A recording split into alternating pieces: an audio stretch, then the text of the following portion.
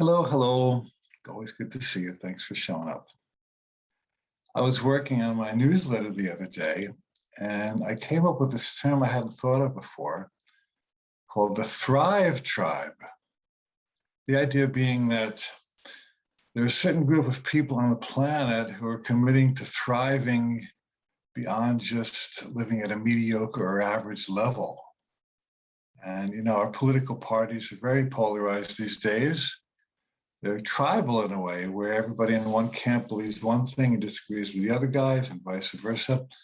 And I thought, wouldn't it be wonderful if we had another party or another tribe that was just committed to thriving independent of appearances and the illusions that the world says are so real and divisive? I work with lots of clients, some of who have dealt with various diseases, some challenging. And I often hear the term, I'm a cancer survivor.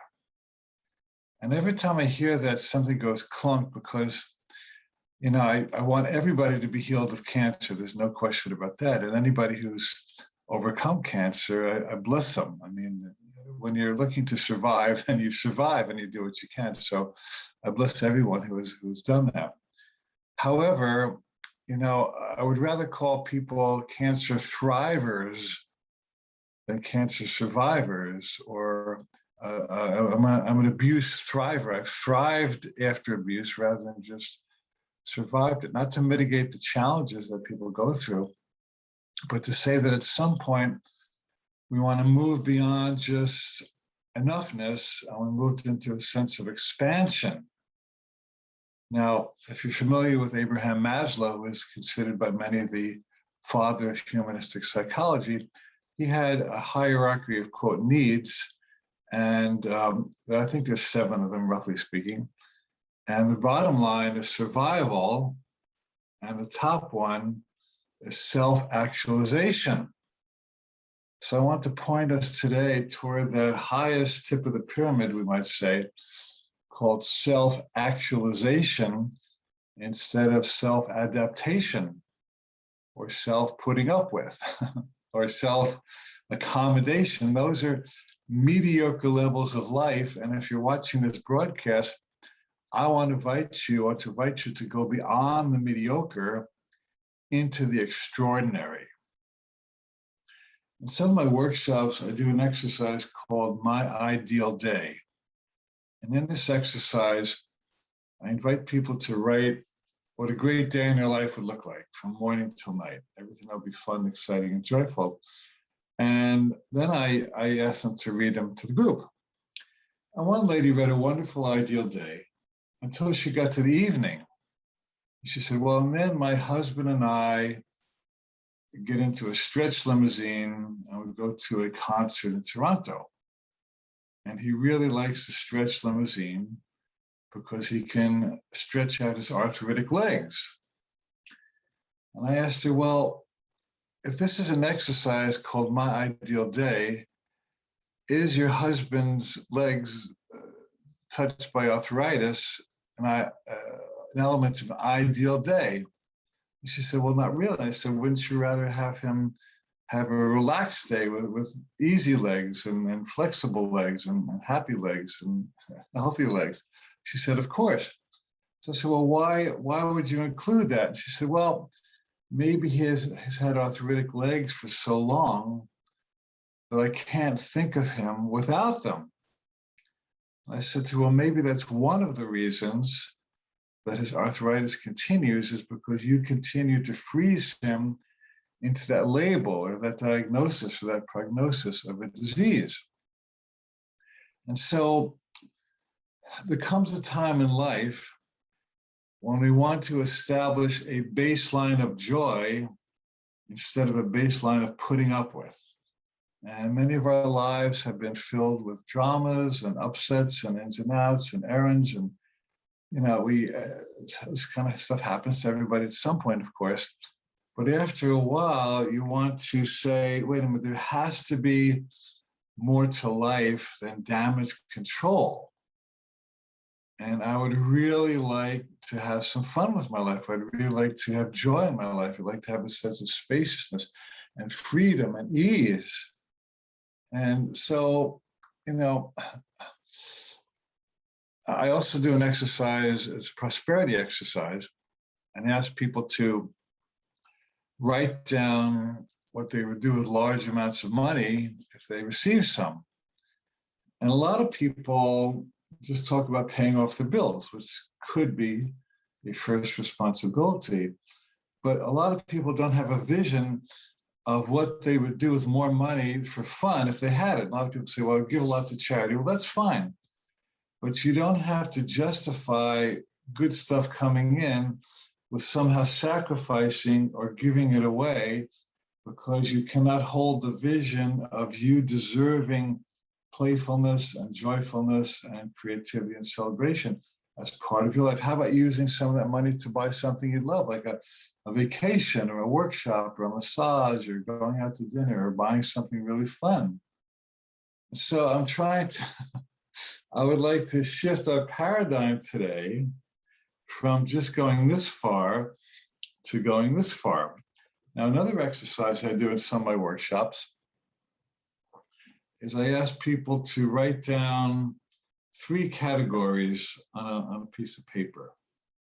And the first one is enough. And I ask them to write down three things that they would do in the course of a day or a week or a month that would be okay, but not great. That would be easy. Sometimes I title it first section easy. We'll say that for the moment. So what would be easy for you to do? Well, I could call my friend and ask her to go to dinner. I could buy a new dress. I could do something that just would be no big deal. So they write down 3 things in that category. And they'll say, okay, now your next category is stretch. So what would you like to do if that would be fun and enjoyable, but a stretch beyond your current comfort zone? Well, I would go into a studio and record my album, or I would get my book started. I would ask a certain person for a date, or I would take an acting class. So it's something that you could do within your current grasp, but it would be a stretch. Cool. Okay, now the third category is the most fun. The third category is called outrageous. And I asked them to write down what are 3 things you would like to do that would just make your life. and it would just be so wonderful that it would seem like a miracle if I could do this. And you have no idea how it would happen, but it would sure be fun if it did. So I'd like to get a great producer to produce my movie. Or I'd like to buy a cabin on that ship called the World, where you own a cabin, and then the ship just goes around the world. You go to all the ports. Or I would like to have a baby on my own, some women say. And we go on and on. And it's very interesting that when people start to get into the outrageous category, they start lighting up, and you can see sparkles coming from their eyes, and their aura expands. They go, ooh, and isn't that fun to think about? And I don't know if and when it'll happen, but if it did, it sure would be fabulous. And even thinking about it gets all those chemicals of endorphins and dopamines and all that cool stuff going through my system that make me want to get up in the morning and live and have a goal and have a vision. So we don't guarantee all those visions will happen. Some of them might, a lot of them might. But thinking in that direction opens up your mind to the fact that there's more to life than just getting by. There's more to relationships than just work. Thank you very much. I had a friend, a Chinese guy, named was Po Chin, a lovely man. And I asked him one day, I said, how's your relationship going? He said, lots of work, lots of work. And I would ask him another time, how you doing, Po Chin? Working on myself, working on myself. And I thought, boy, this guy is into a work mentality. And I would love to have him say, well, my relationship is really good, and we have some sticky spots, and we work on stuff, but I'm so happy to be in this relationship. And how are you doing, Po Chin? I'm having a great day. Instead of I'm just working on myself. And my friends, Ariel and Shia Kane, who will be doing a program with me in December, I'll soon tell you about, they have a book called Working on Yourself Doesn't Work. And they're poking holes in the idea that we're here to pay off karma or fix something or get myself enlightened at a great expense and sacrifice. So what if we pulled the lid off of this idea, I have to work on myself to get somewhere, and life is work. Yes, life includes work, that's a part of it. But please, let there be more to life than just working on yourself. How boring, how tiresome, how fatiguing. Working. Well, okay, there's a time for work and there's a time for play. And a lot of people never get to the play point. So today I would like to invite you to consider, what would it be like if I really stepped into my sense of expansiveness and I lived not at the bottom rung of survival, but at the top rung of self-actualization. It means I actually get to be myself. Woohoo! I don't have to wait till I graduate or find my mate or have a baby and move to Sedona. I can actually get to be myself now. Now you can do all those things for fun. That's just great. But at this moment, I can be my full self right where I stand, right with the people I'm at, right with the work I have. And I'm just going to show up each day as my whole self. When I turned 40, I had this interesting realization. I realized that if I hadn't become happy by pleasing others during my first 40 years, I probably would not become happy by pleasing others in my next 40 years. It no longer became a viable goal for me. You don't have to be 40, it could be 20 or 80, it doesn't matter. But there comes a point in life when we say, okay, enough already of trying to fill in a black hole. I am not a black hole that needs to be filled. I'm a light that needs to be shined. And Jesus said it this way. He said, you are the light of the world. You, I'm talking to you now. Not just somebody in the Bible, not just some famous person. You are the light of the world. You were born to be the light of the world. He said, don't cover the light with a basket. In other words, don't walk around, he called it a bushel, with some dark thing over your light that keeps you from shining. We all know people who shine. And don't you love to be in the presence of people who shine? You just want to hang out with them, talk to them, or play with them. You know, don't you want to be one of those persons instead of needing to be around one of them in order to get your light shining? We're looking for an internal ignition now. That's a good phrase, isn't it? An internal ignition of the light that you are. And it's already ignited, it's already there, but you want to fan it so it goes out and it flames out to the world. We're inculcating lights of the world. We're not inculcating people who work on themselves.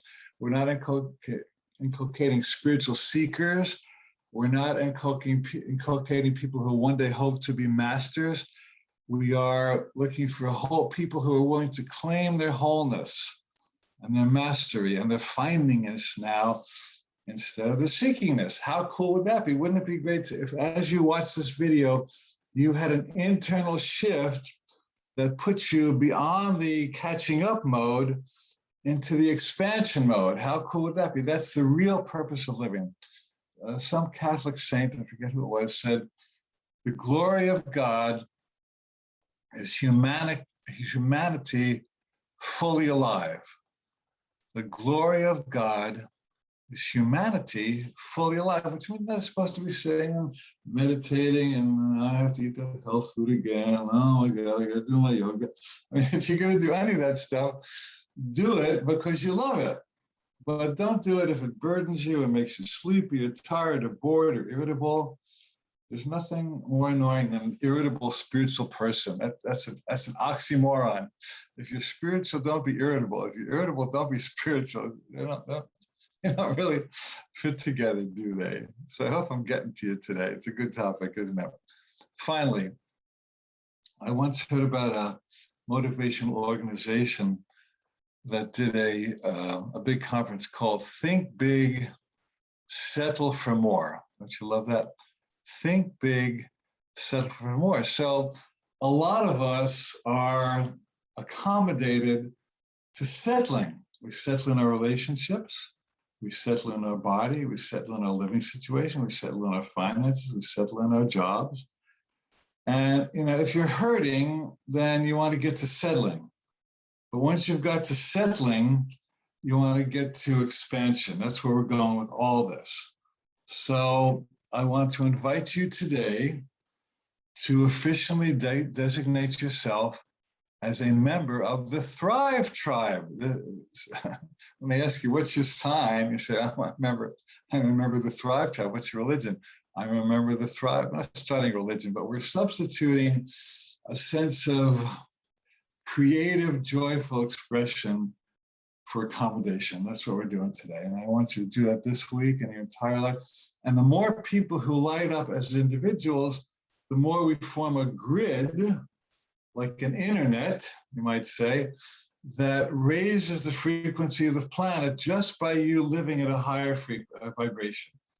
It really doesn't matter what you're doing. The form of what you're doing is really less important than how you're doing it and the energy you're exuding while you're doing it. You can be a toll collector or a chambermaid or a waitress. And as you're doing this, if you're in the high vibration, you are blessing every single person you touch, whoever comes through your toll booth, whoever sits at your station in the restaurant. You are inviting everybody to be a part of the Thrive Tribe with you. And that's the only tribe that will ultimately triumph, because anything that's less than thriving will kind of turn back on itself and eventually not work. So I hope this inspires you. Along those lines, I want to tell you about two exciting programs I have coming up. One is we've just established in December a 4-night summit, an online summit. And I will be delighted to share one night each with some of my favorite people on the planet. Mike Dooley, who's an amazing motivational speaker and author. He's just a fabulous, upbeat, wonderful guy. Marie Manucherry, who's a gifted medical intuitive and psychic in her own way. She's a very, very high, loving, serving woman, dear friend of mine. Ariel and Shia Kane, who I mentioned, wrote that book about working on yourself doesn't work. They're a lot of fun. They will tell you how to quit working on yourself. And Deborah Engel is another dear friend who is a wonderful Course in Miracles teacher and a wonderful writer too, if you want to get some writing tips. So that'll be December 6th to 9. And you can go to my website, alancohen.com. We have an ad for that up. And for this particular program, you can set your own tuition. There's not a fixed tuition. So there's room for everybody, all economic levels and investment levels to participate. And then, as you know, my next life coach training program starts in January. We're going to do this one entirely online. There will not be an in-person retreat for this particular one. So if you would rather not travel, or you live at far distance, this will be ideal for you. So go to my website, alancohen.com, and there'll be a link to that holistic coach site. Wonderful. Okay, so let's close with an intention. We recognize that there is someone in you that is already thriving, that you by nature are a thriver. And so at this moment, we acknowledge the truth about you as a being of light, as a child of God, as an expression of the divine, as a whole magnificent being, as a golden being right where you are. And this is the person we are now calling forth. If you want to close your eyes and have a moment of vision of you thriving and celebrating and sharing, expressing, and get into that frequency of you living from the inside out and being all that you are, letting all that you are come forth. And as you do this in the world, you see yourself blessing everybody you touch, everybody you meet, being an uplifter, a soother, a healer by your mere presence. And then more and more and more people will join the Thrive Tribe until that is the nature of life on the planet, which begins with you and me right now. You care to say with me out loud, and so it is, and so it is. Thanks for coming. We'll see you next week.